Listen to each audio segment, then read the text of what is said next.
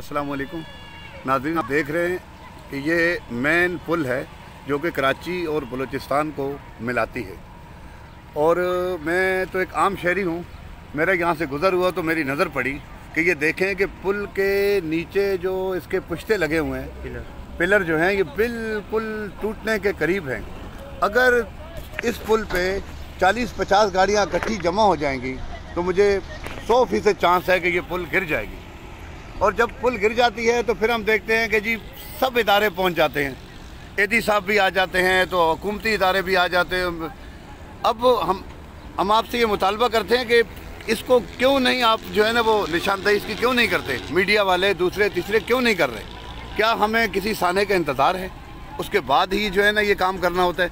तो आप खुदारा हकाम बाला से मैं गुजारिश करता हूँ कि आप इस मसले को सीरियस लें और इसको देखें आके कि ये पुल जो है ना बिल्कुल गिरने के करीब है। खुदारा ऐसा ना हो कि 50-60 कीमती जाने ज़ाया और फिर आके ये काम हो तो फिर कुछ मुनासिब नहीं होता।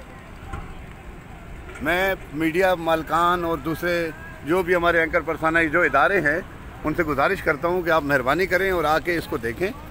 ये मेन हब चौकी पुल, उसके नीचे ये जो पानी जा रहा है जहाँ से, ये जो पिलर है नीचे, ये देखें आप इनको कि बिल्कुल खस्ता हाल हैं और टूट चुके हैं, टूटने के करीब हैं। मेरी तमाम हकाम से गुजारिश है कि बराए मेहरबानी इसको फ़ौर इस पे काम किया जाए। ऐसा ना हो कि हम बाद में जो है ना फिर पछताने के अलावा कुछ भी नहीं मिलता। बहुत शुक्रिया।